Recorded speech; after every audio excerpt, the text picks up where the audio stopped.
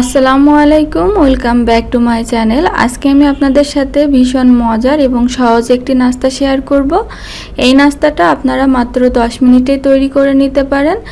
হাতের কাছে যদি চালের গুঁড়া আর একটা মাত্র ডিম থাকে তাহলে এই রেসিপিটা খুব ঝটপট বানিয়ে নেওয়া যায়। চলুন তাহলে কিভাবে তৈরি করতে হয় দেখে নিই। প্রথমে একটা বলের ভিতরে নিয়ে নিচ্ছি একটা ডিম, আর এখন এর ভিতরে দিয়ে দিচ্ছি 1/3 কাপ পরিমাণ চিনি।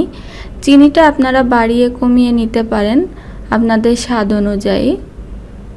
এখন আমি চিনিটা গলানো পর্যন্ত আমি একটা হ্যান্ড হুইস্ক দিয়ে বিট করে নিব।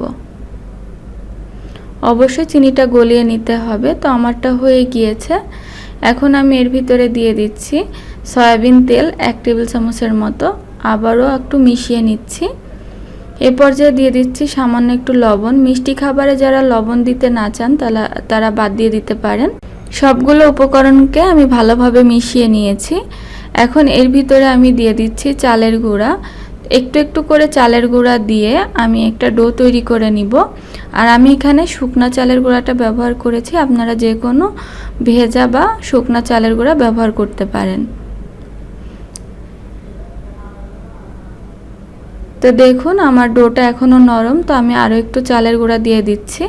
আমারটা হয়ে গিয়েছে। এই ডোটা কিন্তু এরকম নরমই হবে। এর থেকে যদি শক্ত করতে চান তাহলে এই নাস্তাটা খেতে খুব বেশি ভালো লাগবে না।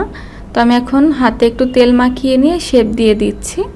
শেপটা যে যার ইচ্ছা মতো দিয়ে নিতে পারেন। তো আমি এইভাবে দিয়ে নিচ্ছি। হাতে তেল মাখিয়ে নেওয়ার পরে এই ডোটা আর হাতে লেগে যাবে না। একটা প্যানে পরিমাণ মতো তেল গরম করে নিয়েছি মিডিয়াম হিটে। আর এখন আমি নাস্তাগুলোকে ছেড়ে দিচ্ছি।